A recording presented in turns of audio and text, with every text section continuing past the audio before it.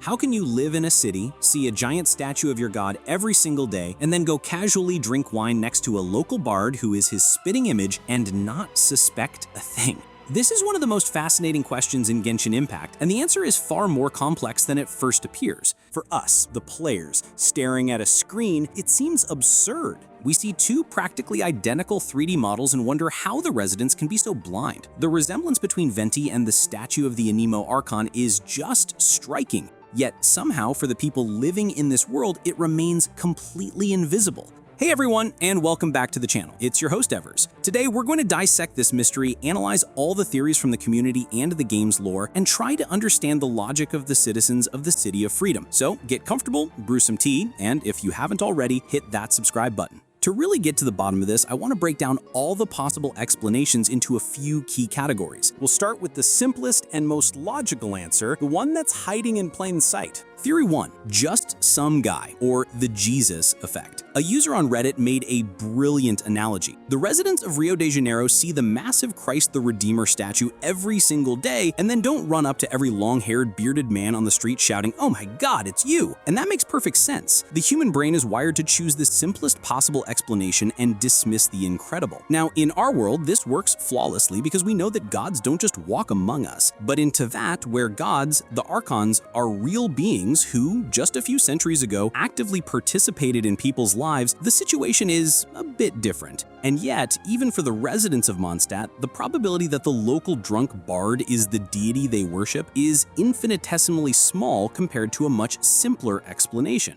And what's that simpler explanation? Exactly, that this bard, Venti, simply decided to build his brand by copying the look of his patron deity. Think about it, it's a genius marketing move for a performer. He plays his lyre at the foot of the statue, he looks just like it, it grabs attention, it creates a brand. To an ordinary person, it just looks like part of the act. People think, oh, look at that cute bard, he respects Lord Barbatos so much he even copied his hairstyle and clothes. Let's toss him a few more. This is the most rational explanation that comes to the mind of an average person who has bills to pay, crops to tend, or a post to guard at the city gates, and simply doesn't have time to ponder divine conspiracies. But appearance is only half the story. What if this lookalike also acted like a god? Well, then there's Venti. Theory 2. The pattern break. Personality overrides appearance. Imagine the image of Barbatos in the mind of an average Mondstadter. He is the majestic god of freedom. Look at the statue, a calm, almost melancholic face, a graceful pose, hands holding a sphere of pure Anemo energy. It's an image of wisdom, power, and eternity. He gave them their freedom. He protects their wins. He is a figure worthy of worship and respect. Now look at Venti.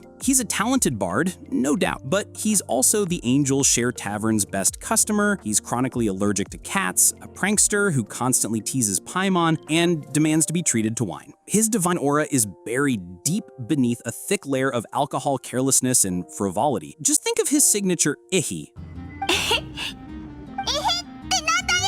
Does that sound like a deity? Even if the thought crossed someone's mind, this bard looks like the statue, that thought would be instantly shattered by reality. No way. Our great Archon can't be this drunkard who owes Diluc for his tab and is afraid of an angry Paimon. It's such a break from the established pattern that it serves as the perfect disguise. As someone on Reddit aptly put it, if Deaconess Barber ever found out that the deity she has dedicated her entire life to is the same bard who sometimes performs in the plaza, she would probably have a heart attack. It would be a true crisis of faith for the entire Church of Favonius. Their entire theology, all their rituals are built on the image of a grand, untouchable god, not a guy who might pass out in a bush after too many bottles of dandelion wine. Now let's dig a little deeper into the game's lore, because the problem isn't just with Venti. Theory 3. The Archon tradition of anonymity. If you look closely, you'll find that almost all the Archons we've met have hidden their true identity in one way or another. Perhaps it's their way of testing whether humanity can live independently, guided by the ideals they were given. In Liyue, Zhongli appeared for centuries at the rite of ascension in the form of a dragon. No one except the Adepti knew what the Geo-Archon looked like in his human form. To everyone else, he was just the knowledgeable consultant from the Wangsheng funeral homily. In Inazuma, Raiden Ai locked herself away in her plane of Ithumia for 500 years, while her puppet, the Shogun, ruled the nation. The people only ever saw an impassive robot, not the true goddess. In Sumeru, Nahida was imprisoned in the sanctuary of Sarasthana, and all memory of her predecessor was erased from history. The people didn't even know what their Archon looked like. And in Fontaine, Farina played the role of a frivolous goddess for 500 years while being an ordinary human, as the true Hydro Archon Focalors prepared her grand plan from the shadows. It turns out that anonymity is a kind of signature style for the Archons. Venti is simply following the tradition. Add the historical context to this. The last time Barbatos was actively involved in Mondstadt was 500 years ago.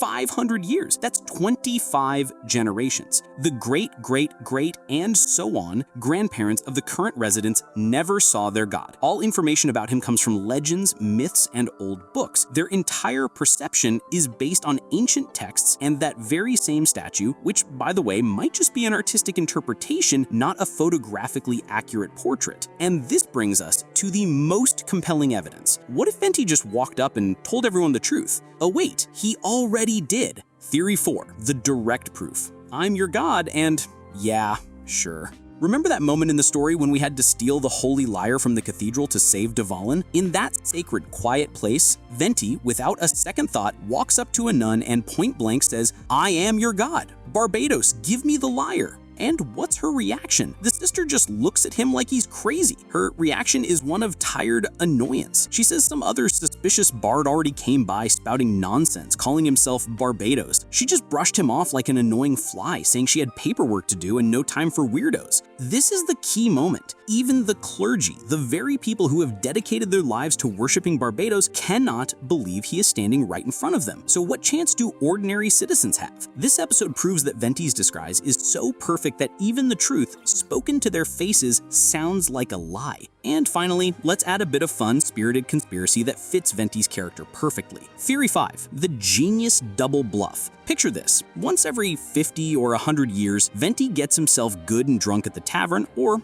at least pretends to be. Then he stumbles out into the main square, points a shaky finger at the statue, and bellows for the whole city to hear, "Look, that's me! Your god, Barbatos, master of the winds and the sky." What would the locals do? They would probably laugh. Oh, good old Venti's had too much wine again. What a funny joke. Someone should get him some water. They would see it as just another antic from the drunk bard. It's brilliant. The best way to make people disbelieve the truth is to tell it to them in a way that sounds like complete nonsense. By doing this, he not only has some fun, but also preemptively dismisses any possible suspicions for the next generation. So let's sum it all up. Why does no one recognize Venti? First, rationalism. It's far more logical to assume he's a copycat than the real god. Second, personality. His character as a drunkard and a joker is a complete mismatch with the image of a majestic deity. Third, historical distance. Barbatos hasn't been seen in 500 years, and no one truly knows what he looks like. Equally important is the Archon tradition. Almost all the Archons hide their identities. And finally, direct disbelief. Even when he tells the truth, nobody believes him. All of this creates a perfect storm of plausible deniability that allows the Anemo Archon to live freely among his people, drink his wine, sing them songs, and remain completely unrecognized. And maybe that's the truest form of freedom he values so much, the freedom to be himself, not just an icon on a pedestal. His anonymity is perhaps the ultimate expression of the ideal of freedom he gave to his people. But what do you guys think? Is there anyone in Mondstadt, aside from the obvious ones like Jean, Diluc, and the Traveler, who suspects the truth? Maybe the wise librarian Lisa? Or Albedo? Post your theories in the comments below. I'd love to read them. Thanks for watching all the way to the end. Don't forget to leave a like and subscribe to the channel so you don't miss out on more mysteries of Teyvat. See you in the next video.